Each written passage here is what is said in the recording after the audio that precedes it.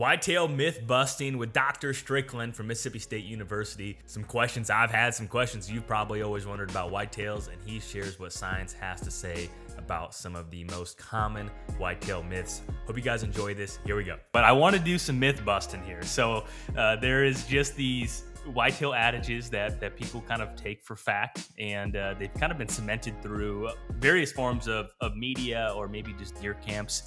And one question or maybe one debate, and this is just more a scientific answer or what you've seen with research there that you guys have done.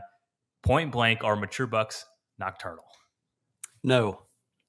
A lot of upset people there. So elaborate, and you've talked about this in other various forms. So what do you think hunters see versus what the research is? Okay, so I will qualify. I hate to use "it depends" so early in this episode, but it does depend. Um, so are there instances where on a particular day, a particular buck is, quote, nocturnal, meaning he is not up out of his bed moving during daylight hours? Absolutely. There are some instances like that. But we never, and again, we're looking at thousands and thousands of instances. We never saw a pattern where that was always true, or even a majority of the time was it true for a particular buck. I think where that comes from is if you look at where people hunt, people are hunting, for example, in food plots. Mm-hmm. At least the surveys we've done, that is the single most common place people hunt. So if you're hunting on a food plot and where the cover is, where that buck is bedded, is 300 yards, 3,000 yards, whatever away, there is a period of time that it takes for the buck to travel from the bedding area to his feeding location. The closer those are in proximity, the greater the opportunity you're going to see that buck during daylight hours. But we never, so you can see that very clearly too from our data. So when we put the buck's locations on, a landscape with a map, aerial photo, I mean, you can tell if the buck is in the woods, is he in deep cover, and they will be up on their feet sometimes 2 hours before sunset, moving around, but they're moving in a place where you're not going to very easily see them unless you're really snug against that cover. But then by the time the buck traverses through and meanders and gets to the food plot, yeah, it may be 30 minutes after. And when we even look at a frequency distribution, so if you put them like in little groups, Jake or Ben's, frequency of an observation by time, Mm-hmm. I mean, most of the time the deer is spending on a food plot in the afternoon will be right at or hour after sunset. That's the most frequent time. But Mm-hmm. they're on their feet moving before sunset. Mm-hmm.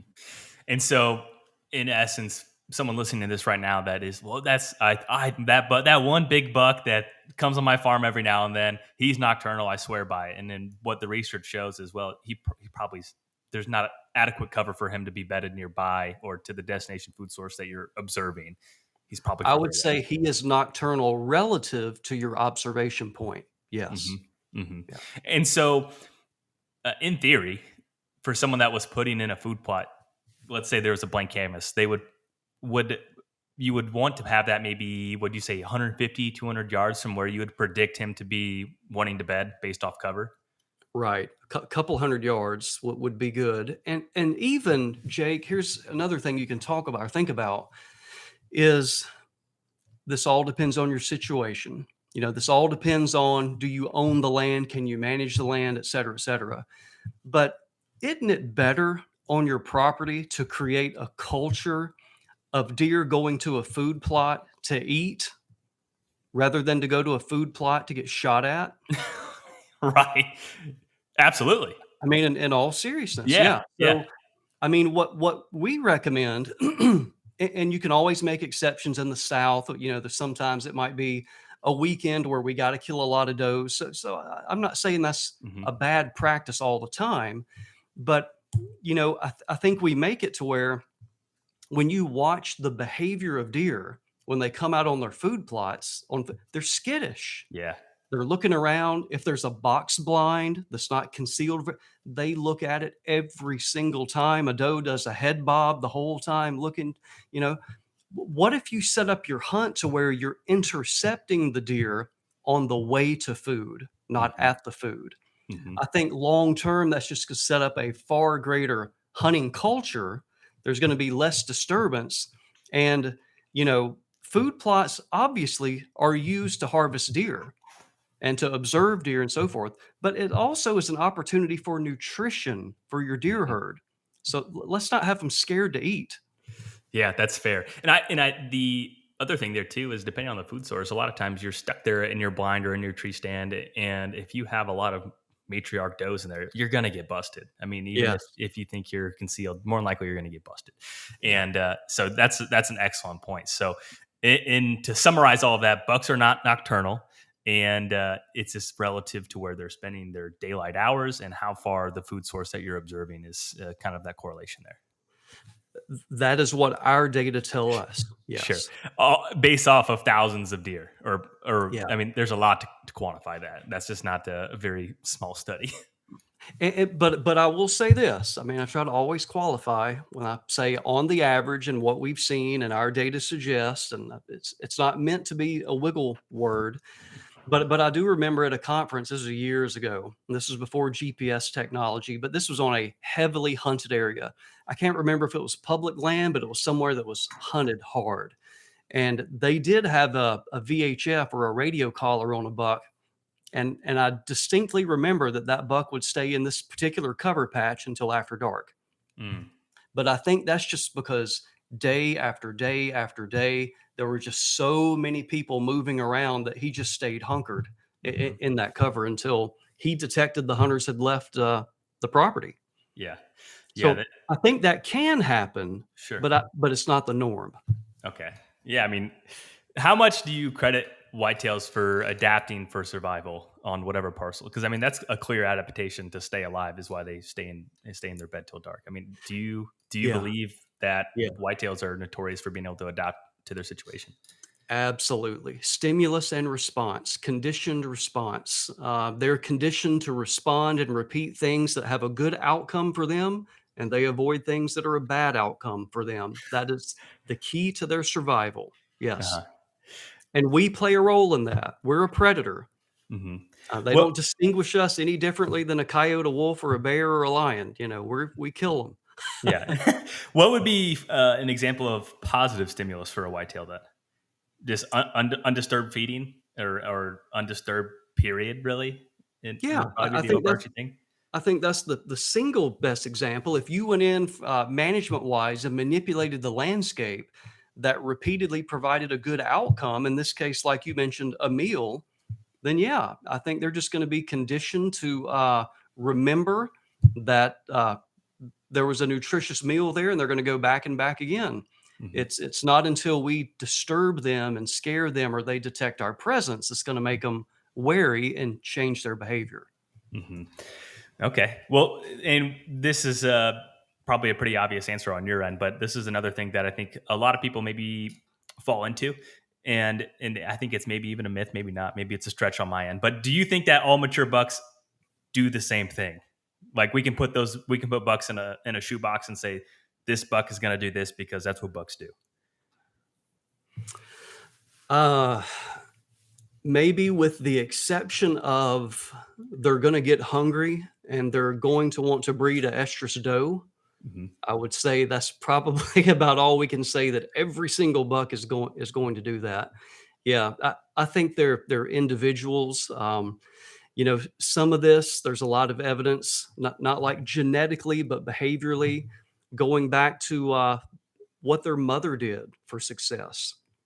I mean, we see in a lot of animals, especially herd animals, that the diet selection of the offspring will favor what their mother ate, for example. The way the mother navigates the landscape, they imprint on some of Hmm. those behaviors. So you have a lot of individual mothers and individual bucks. So they're all going to ultimately do the same thing. in that what Steve and I always teach at our seminars is the main thing is, with the buck's life is food and breeding opportunities. Mhm. You got to eat. You have to figure out how to live while acquiring food. You got to survive. You got to eat. And when the rut comes around, you breed. Mhm. Their life isn't nearly as complicated as ours. That's really what it is. Yeah, it really is that simple. And so, talking about how the imprints of their does, this was a question that I had, and I think a lot of people wonder this is as it's kind of food plot season now, and some people swear by brassicas, right? And then there's other people that just say, I plant it, but the deer don't eat them. Is there any research that you're aware of why sometimes it is a preferred food source and sometimes it is not browsed hardly at all? Um, yeah, but it's really, really tricky. I personally, and I haven't been to every food plot in North America, obviously, but I have personally seen where there's a lot of forages in year one, they will be not browsed at all or browsed very lightly. And then year two, they're browsed more. And then year three, they're browsed just as much as anything else. And that has been my case with a lot of brassicas. Year one, and remember, it's novel to the deer. It's a new forage. Somebody like what we're just talking about, the mother maybe is going to take the leap and try it, and then her offspring will try it. Well, the next year when it rolls around, they automatically will go and start feeding on it. Um, so that's one aspect of it. I mean, you can see that with like cowpeas, for example, and a lot of other Hmm. uh, sun hemp and other things like that. So novel forages also usually take a while for them to get accustomed to. Then there's also a lot of stuff going around about toxicity, and every single plant is a unique vehicle of nutrients and chemicals. And some plants have greater ratios or content of some chemicals. So, what you have to do when you really scientifically look at the diet of a deer or a cow or some of these others is sometimes it's less about the forage and it's more about the accumulation of the chemicals that they have in their body. And, with human beings, Jake, one of the single best examples we can use is salt. You and I both will crave or not, or have an aversion to salty food based on how much sodium we have circulating through our body. Mm. So you could have an example where, um, based on the natural plant community, based on the burning or habitat regime, you may have a suite of naturally occurring plants that are high in a particular chemical. And so the deer may not want a food plot forage that is higher in that particular chemical. Mm. Does Yeah, that no, make I'm following that. So, how is there an example of what type of forage, or because you're mentioning like based off of what kind of natural forbs or forages on a parcel may dictate how attractive a food plot is. Can you walk through an example of a parcel that would, if you can name a few different things, or like an environment or a region to where those two things kind of correlate, if that makes sense?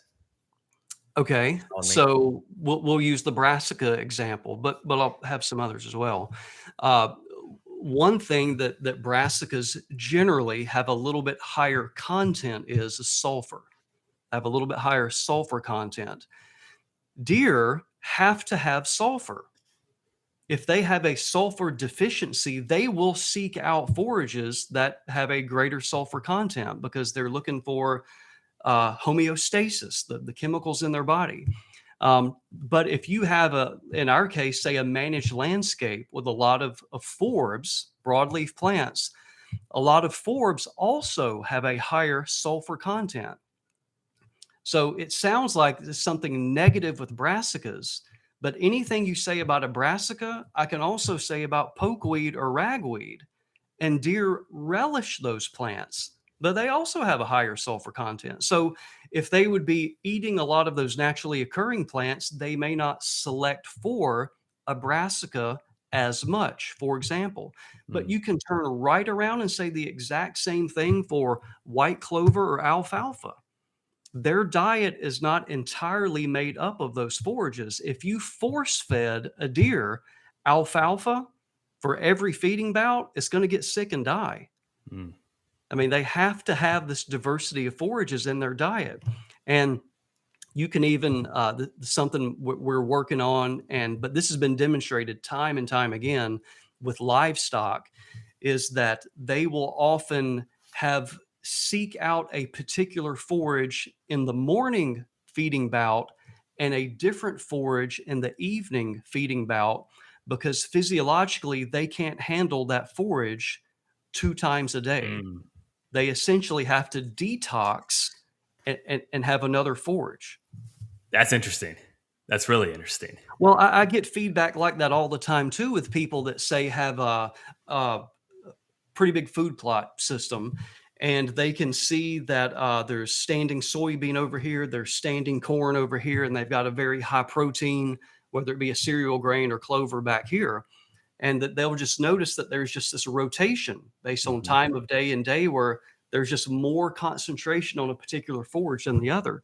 And in my mind, that's just a deer balancing out its nutritional needs. Mm-hmm. That's very interesting. Terry Peer, he said hello, by the way, and so his theory had to do something along the lines with he's planted brassicas in Kentucky, and he felt that had something to do with like the nitrogen content within the soil of what the brassicas were bringing up. That was, and he said I might be off my rocker, so that was his disclaimer. Well, I'm not going to, hello, Terry. I'm not going to say Terry is wrong. I just haven't seen any evidence to suggest that. Okay, fair enough. And that's, I think that's some great qualifying talking points that you provided there that I think just kind of go, that people just don't think so. Maybe where brassicas are getting hammered, there isn't natural browse that is high in sulfur would be the thought process there, correct? It could be, or it just could be that, the first time they plant it, Sure. it's going to take a while for them to get used to it. But that happens very commonly with new forages. Okay. So Yeah. give it time. Give it time. Yeah, give it time. And eventually, yeah, it's just so fascinating because everything is, everything is a silver bullet in this space. And I think that when people have high expectations, they plan it, they're excited about it, and then they have, less than a stellar experience, they're not going to do it again. And so I think this is a good qualifier to stick it out for a couple of years and see what happens. That is what I always recommend, is give it a try and at least go 2 or 3 years, preferably at least 3 years. And if for whatever reason that particular forage is not sought after on your property, then yeah, it's as simple as that. Don't plant it again. Mm-hmm. But we have a lot of options of good food plot forages. So yeah, choose another one.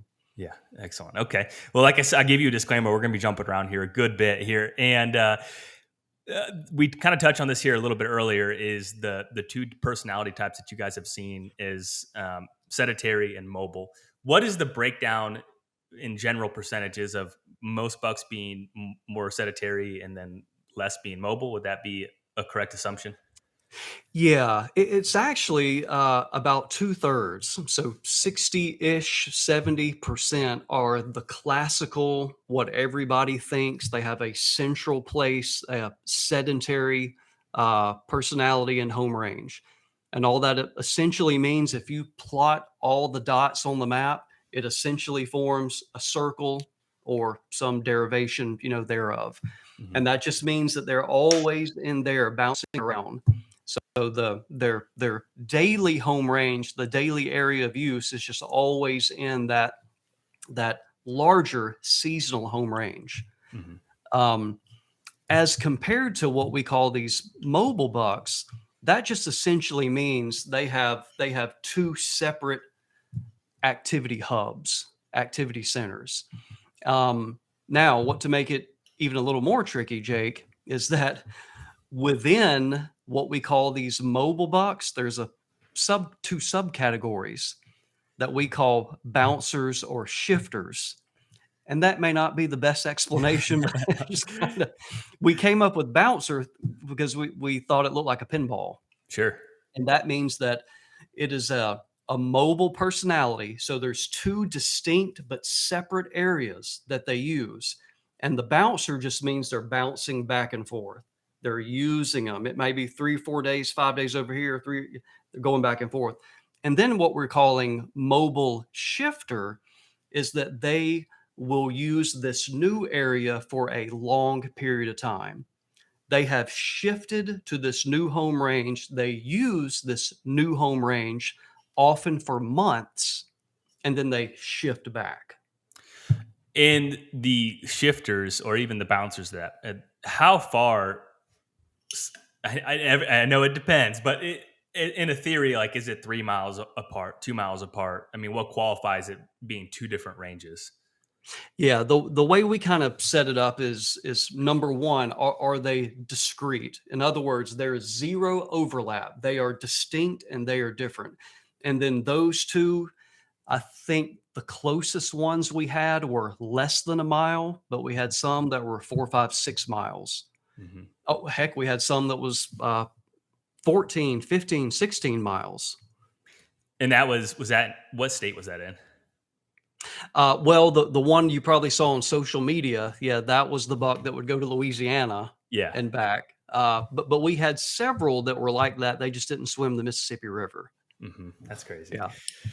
And so I think a lot of people, with it being in August right now, and they're trying to anticipate this shift. What could you say to that? Did you guys see distinct shifting periods of where it was maybe once the velvet is completely hardened and testosterone's increasing, do they shift, or is it correlation when the crops come out? I mean, what are some key quote unquote shift periods? Well, there's going to be a very common shift for a lot of bucks when their bachelor groups break up. And that's different than kind of what we're talking about. So Hmm.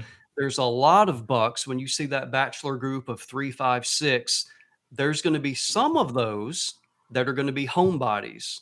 Their bachelor group home range is basically overlapping with their fall and winter home range. But some of those bucks are then going to go to their fall and winter home range. It's those bucks that are doing that after they're dispersing from their bachelor group, and then they may set up for a month or two and then have another shift Hmm. after that. Um, that was occurring individually all throughout the fall Hmm. on some of these. But remember, we start, even though we had a really good sample size of bucks, that's not going to be the normal. Your normal behavior. So remember, 2/3 of them are going to be a little bit different place during the summertime in the bachelor group. Then they're going to move back to their fall winter home range, and that's all they're going to move. So They're again, gonna that's hang out. that's 2/3. That's where they're going to hang out. Yeah. So then within that 1/3, you're going to have some that are going to do yet another shift Hmm. during the deer season. Is there? Have you guys looked to see if there's any correlation of personality types correlating to antler size? Meaning, a higher, because you have, and I'm just going to say theories, and that might be generous, but the secluded buck that ends up being the largest buck, like he doesn't hang out with any other bucks. He's out by himself. And have you guys seen anything like that with your guys' research, or is it something you haven't looked into? We've looked. We have not seen any relationship relative to body size, antler size, or age. Okay. Wow. We we just think it is inherent. It is just genetic, the genetic makeup. Some people are explorers and some people are homebodies. Yeah. Some people don't like taking a risk. They do the same routine every day. And some people every week, they want to travel, they want to go other places. And I know I'm taking a human experience and, Sure. relating it to a deer, but kind of like that. Okay, got it. So, and that's something I was always curious of. So that's very interesting. And then, speaking of just things changing, and I think during the fall, there's a lot of changes. The crops come out, the leaves, change colors, they fall off. But what could you say is the typical buck behavior for, let's say, mid-October? So that quote unquote October lull. If you had to describe a deer's movement pattern during that period of time, maybe on a natural environment where there's no hunting, and then maybe an environment where there is indeed hunting, what's the behavior of a buck during that period? Well, Jake, I'm going to reveal my Southern bias here. Okay. That is a term that works well for the Midwest and probably a lot of North America, but it does not work in the South. So essentially what you mean, I think, correct me if I'm wrong, when you say October lull, I would rephrase that as the month before the rut. Sure. Yep. Okay. Yeah, that's fair. A few weeks before the rut.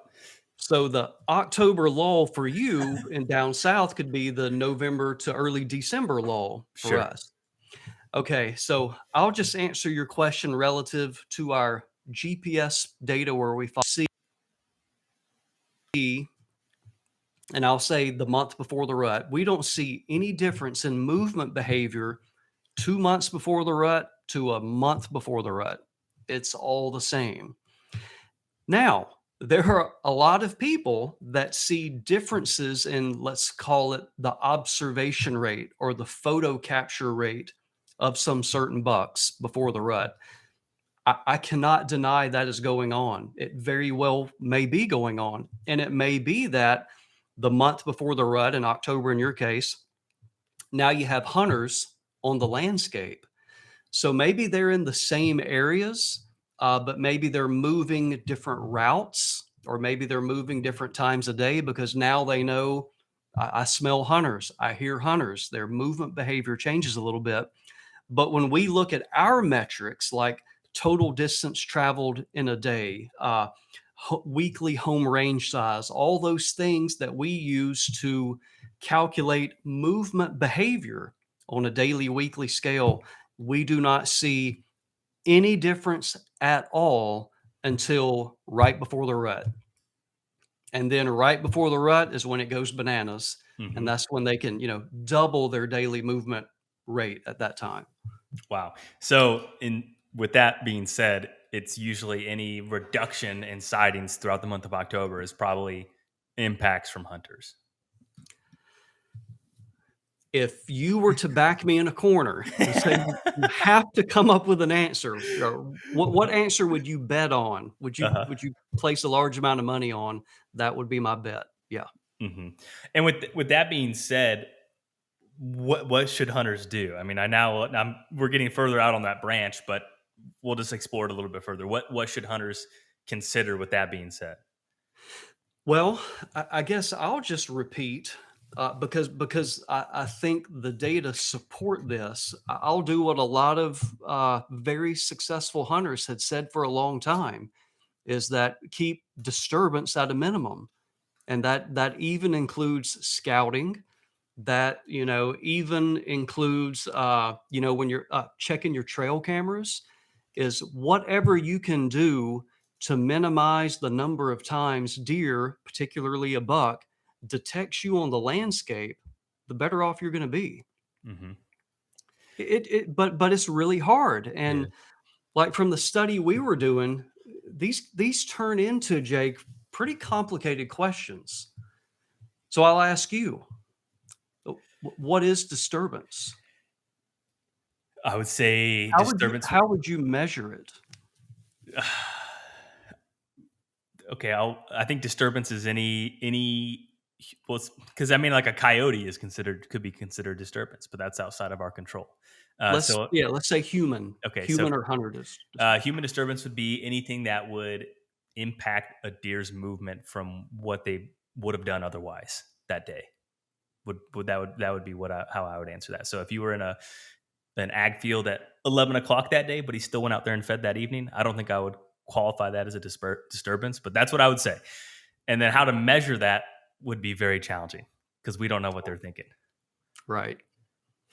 Yeah. So at least in my mind, we traditionally think of I disturbed that deer when I had a face-to-face encounter.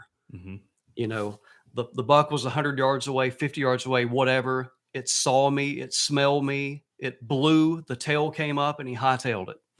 That was a disturbance event. hmm But then you start thinking a little more subtle about it. Is disturbance, think about this, Jake, too. When you're up in a deer stand, the sounds that you hear, and you'll be fascinated by, my gosh, so and so is they got to be over 500 yards away, and I could still hear when they cranked up their ATV and hmm went down the road. I could still hear when that truck door closed. So sometimes I think too, when you get into October, there's just all this stuff on a noise and olfactory landscape. There is just the presence of humans circulating the landscape. And that type of stuff is really, really difficult to avoid. Mhm. Um, so all we can try to do is minimize it as best we can. Yeah, for sure. And then even at that period of time too, a lot of time uh, corn's getting picked or beans are getting Yeah, picked, and so I mean that's obviously not hunting pressure, but I mean nonetheless it still could be considered a disturbance. So yeah, I science helps us a lot, but sometimes it has us asking more questions, and I think that's the fun part of absolutely. your job. Yeah. That's And fun. some of these things are just really, I wish we had really good answers. It's just the more layers that you peel back, they're hard to answer. They're really hard. There's so many caveats to it, and then you Yeah. throw in the personality factor of a deer too, where one maybe will have a much higher threshold for what someone could consider disturbance, and one may be finicky. I don't know. Yeah, absolutely. Oh man, you got your work cut out here for many years at this rate. It's job security. Yeah. Yeah, absolutely. That's fun. Um, let's see. So with all the research that you guys have done and all the things you've looked at, just generally speaking, what do you think most hunters might be doing wrong that could be limiting their success, or maybe some things that they're overlooking? And so, if it's the same kind of theory from previously, that's fine. But I'm curious if there's something else. Um, I guess the thing that's had the biggest impact on me and what I've really from the study we did that we were just talking about, to be a little bit boring, I would probably go back to I don't think we give enough credit to the disturbance that we're causing on the landscape and how serious we need to be with that. And that too, Jake, I mean, it ties into what we're talking about when we're scouting, when we're hunting. It goes back to earlier in our conversation with shooting deer on a food plot Hmm. and wondering why that buck is not showing his face during daylight hours. I think it's trying to become as invisible as possible. Is I think people forget that, and we also I think we get accustomed to we go to the food plot and we see some deer and we see some does and we see some young bucks and I'm seeing deer. You know what's wrong with what I'm doing because I'm seeing deer, but you're not seeing the bucks that you want to see. Hmm. Um, that's probably the biggest take home for me, um, that I've really changed and started taking seriously the last 5 years. So you're just ultra careful with access, how you hunt it, basically all the things that a lot of the really successful hunters also preach to. Yeah, And I say that like not tongue in cheek, but like it really can be that simple.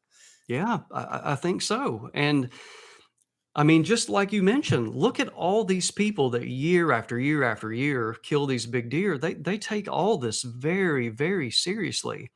And most hunters don't. Hmm. You Yeah. know, they don't think about the cascading effect of the route that they took, the noise that they made, where their scent was blowing. You just go sit in the woods and think, no big deal, but it does matter.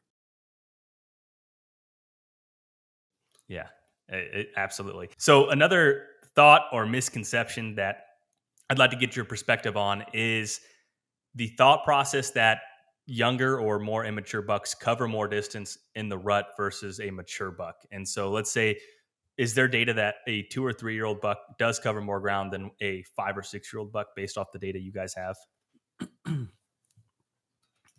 Um, so our data are going to be really limited to answer that question exactly. And the reason for that is we didn't put collars on young bucks. So we had just a couple 2 year olds, but most all the deer, the bucks we had collared were 3 and 4 or greater years of age. But I will say this, I don't think it's accurate to say that a younger buck is quote rutting harder. They are all rutting. It's just that the older bucks are going to be more successful and are going to be more likely to be tending. Mm, They're gonna an older dominant buck is essentially gonna go from lock up to lock up to lock up, meaning a tending bout and breeding, going right to locating another doe, another tending bout, breeding, etc.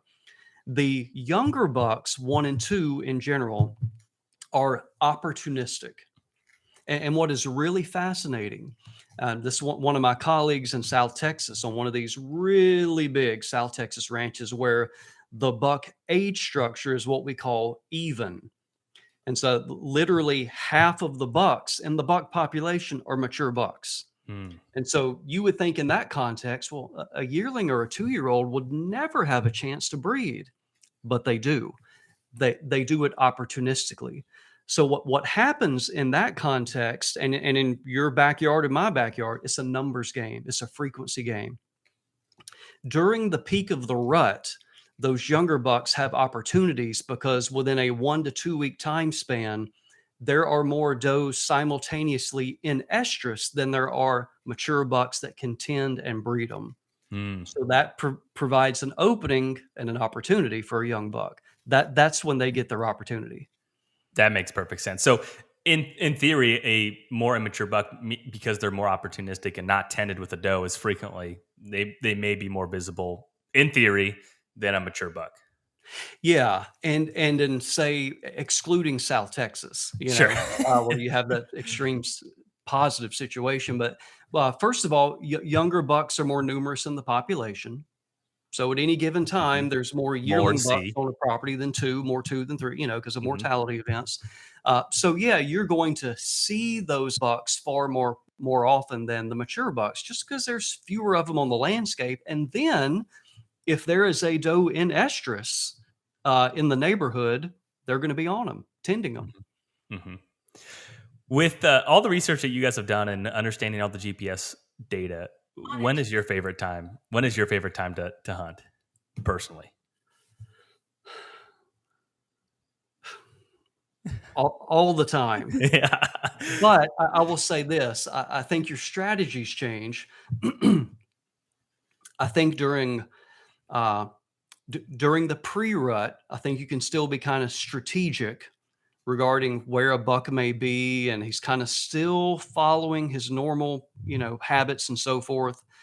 And I think during the post-rut, those bucks are gonna start looking for food. They are in what we call post-rut recovery, meaning they've lost 10%, 20%, sometimes, over 25% of their body weight. They have got to start thinking about getting food in their body and rebuilding their tissues. But the rut, maybe it's not as strategic in terms of where you go, but gosh, going to hunt during the rut is fun It's exciting. in Yeah. terms of just going somewhere where you can see and hunt all day. I mean, that's anything can happen at any given time. That's pretty cool too. So, and to be honest with you, Jake, as busy as a lot of people are, anytime I can go is my favorite time. Yep, that's fair.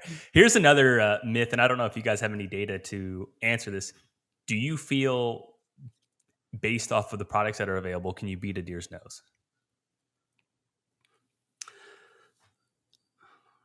Trying to think of the best way to I'm say it. shaking the hornet's nest right now. So I think it is just about impossible, if not impossible, to 100% beat a deer's nose. But at the same time, I could believe there could be some products that would suppress a little bit. In other words, instead of a deer being able to detect you 300 yards away, maybe with some clothing or product, maybe they can detect you at 100 yards rather than 300 yards. Mhm. But I mean, the way I explain this, Jake, and this may work or it may not, but do you think there's anything you could wear where you could beat a bloodhound? No, absolutely not. I mean, I've never put much thought into trying to escape a bloodhound, but my knee jerk reaction is no, it's gonna find me. Yeah. And so that's a different scenario. But, when you look at when people are getting tracked, for example, with bloodhounds or something, when you look at a deer dog tracking a wounded deer, Impressive. that 12 hours ago the shot occurred, and these dogs can go for a couple miles on a trail and find that deer. Now you're taking an animal that has just as much of a refined olfactory system as those dogs, and you think you can beat it. I I don't think I can beat it. I might Uh-huh. be able to suppress it, Sure. hide a little bit better, but I don't think I can beat it. Yeah, I think that's a fair way to look at it. There may be ways to suppress it, but in terms of total elimination of that, I think it's Yeah. probably a little Maybe we deceptive. can conceal a little bit, but not eliminate. Okay. That's very fair. Here's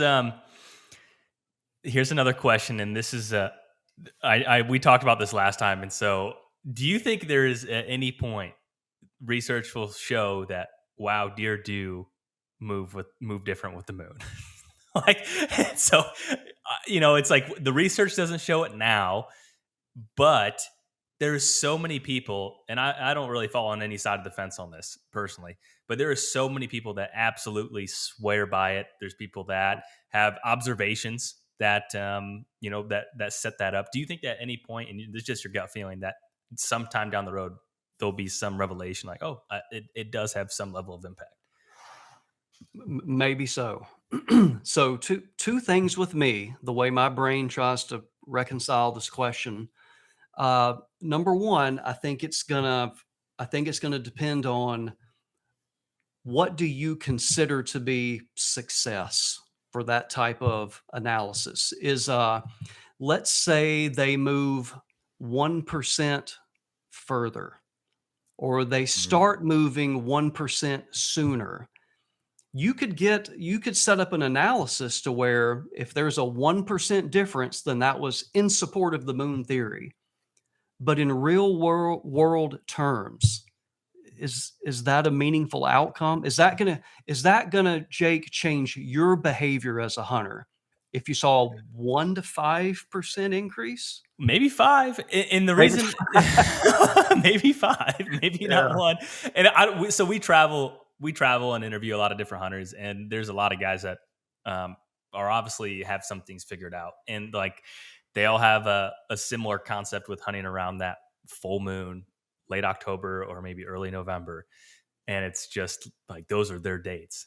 And I don't Yeah. know if they're more aggressive during that period and they don't go in and fester the area previously, and so they're saving it. So it's like there's so many factors once again that go into that to really dictate whether it is indeed the moon or not. But I do think it'll be curious to jump in a time machine 20 years later and see if there's any other new technology or anything else that may support it or maybe not.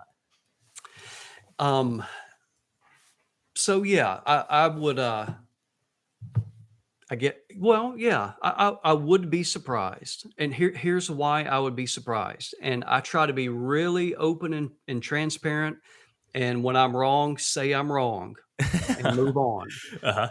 But the way I feel about it, I have, and the way I continue to feel about it is I think about it from a biologist perspective. I think about it from an evolutionary perspective. I think about it from a predator prey perspective. And I think about it that a deer's got to eat every single day. It's going to have two major feeding bouts, sometimes more, every single day. It's got to move. It's got to get on its feet. It's got to eat.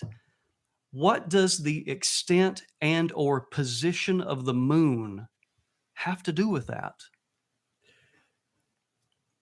I don't know. I don't have an I don't. answer. Yeah, neither do I. I wish you did. I wish you did have an answer, but I understand. And maybe it's, I think about, okay, I don't know. Let's say sunsets at 6 p.m.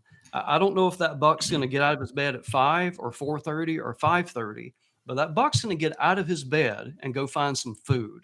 Mhm. Now, is the moon potentially causing him to get up 15 minutes earlier? And uniformly across the population, if every buck is up 15 minutes earlier, that means more people saw more bucks a particular day. Maybe so. Maybe Yeah. so. Well, I think the theory is the 3 days leading up to the full moon, the evenings are supposed to be better, and then the 3 days after the full moon, mornings are supposed to be better. So I would be curious if that was monitored, if indeed they are getting like to their bedding area to where they hunker down based off the GPS data. If it is different than a week before or a week after, I don't know. The challenge there is too. Is usually the week after is peak rut for the Midwest, and so then that's kind of an anomaly to the data too. Right.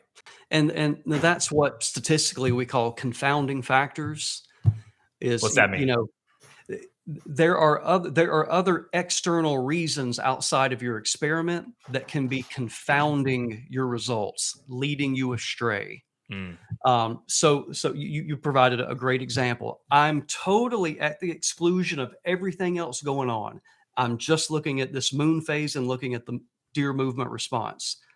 But also simultaneously within this moon phase, there's also this thing called the rut that's going on. Right. And so I happened to catch this moon phase right in the middle of the rut and say, it's all due to the moon. Well, no, the cause and effect, the cause was the rut, and the effect was greater movement. It just so happened we also had a moon phase of a particular type during the peak of the rut, and you misattribute the cause. The cause was the rut, but you're attributing the cause being the moon. It's hard to disentangle all that. Yeah, that's fair. Do you two last questions here, and then we'll let you go about your day. I really appreciate your time here. What has been the most surprising thing that you have learned throughout your years in research that maybe Oh. you didn't think was, you thought, this is kind of horse hockey, I don't know, and, and you're like, oh wow, this actually does match up, or maybe this is something that you just never would have guessed that you've been able to learn throughout your career? Well, I think if I had more time to reflect, there's probably a lot of them. But given what we're talking about, and I've said this a few times,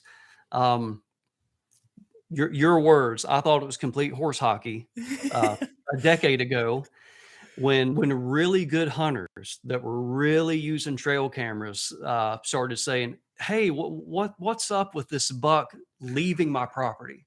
Or what's up with this buck? It's always the second week of October. This buck shows up on my property. I, thought you just didn't have your cameras on, or your camera placement was wrong, or the buck is still on your property. You just didn't get a photograph of it. And lo and behold, when you put on a GPS collar, you find out some bucks spend part of their year in Mississippi, and sometimes they spend part of their year in Louisiana. It's so So crazy. that's been probably the most astounding thing, at least I can think of off the top of my head. That's Yeah. pretty amazing. That it is. I had a similar experience of a buck that did document like a really far, very, very far traveled a major river. And when you tell people that, they kind of look at you like you have a third eye in your forehead. And then, I mean, Right. there's documentation there. And then, there's studies that show that I'm not crazy. Yeah. But Yeah. so nonetheless, really interesting. What has you most excited about the future of deer research? Is there anything that you guys are focused on or working on, or just even I give you a magic wand and you can research something specific? Is there just anything that has you excited in the next decade about deer research? Um, I would say more with the movement stuff that we're doing, I think is exciting. Finding ways to integrate that more with nutrition. The topic we were speaking about earlier about diet and deer selecting diets and their compilation of different plants to satisfy that really intrigues me. A study that we just launched this summer looking at for in the context of food plots, looking at conventional agriculture techniques versus regenerative agriculture techniques and Mhm. how those techniques affect the soil and the soil microbiome and how that may potentially be changing the chemical composition of the plant and the deer attraction to the plant. Mhm. Really fascinated with that That right is now. really exciting. Yeah, that whole movement seems to be getting more traction year by year, Yeah. which I think is a great thing. And Yeah. I'm excited to hear what the research has to say about it too. We are too. Man, I wish I could fast forward like 3 years, to see where we're at, but, I'm really looking forward to what we're going to discover with that and share with people. Yeah. Mhm. Well, that's very exciting. Well, I can't thank you enough for answering all my silly questions here, because these are questions I think that a lot of people have, and we're thankful enough to have you as a resource here to ask you these. So I really appreciate it. And Absolutely. where can you remind people where they can find some of the research videos that you guys have, and you guys have a podcast as well, which I encourage everyone to check out. Yeah, if you want to listen to a couple deer nerds talk about deer biology and management, Deer University podcast, just search for that. It's on all the platforms. Our website, msudeerlab.com, has just a diversity of biology and management info. And then we're also on social media, MSU Deer Labs on Facebook, Instagram, and our YouTube channel. We're trying to really populate that with more and more videos. So MSU Deer Lab TV on YouTube. And one more thing, Jake, is the stuff we're talking about today, Mm-hmm. movement behavior. We are putting in a publication. Mm. It'll be a free downloadable PDF. It is currently at our university editor and printer right now. But we'll do an announcement on social media. But all the stuff that we're talking about, we've got all the figures and the Mm. graphs and the tables with all the data. So some of the stuff we didn't even talk about today is going to be in that publication. So Mhm. it's going to be like 30 or 40 pages of people where they can nerd out on buck movement behavior. So Oh, that's super yeah, exciting. That'll be very timely for the year, so people can realize, yeah, yes, they are pretty we random. wanted that to be ready right before deer season, so people can argue at deer camp. I love it. Awesome. Well, really appreciate your time once again, and good luck this season, and we'll have to do it again. Thank you. All right. See you soon, Jake.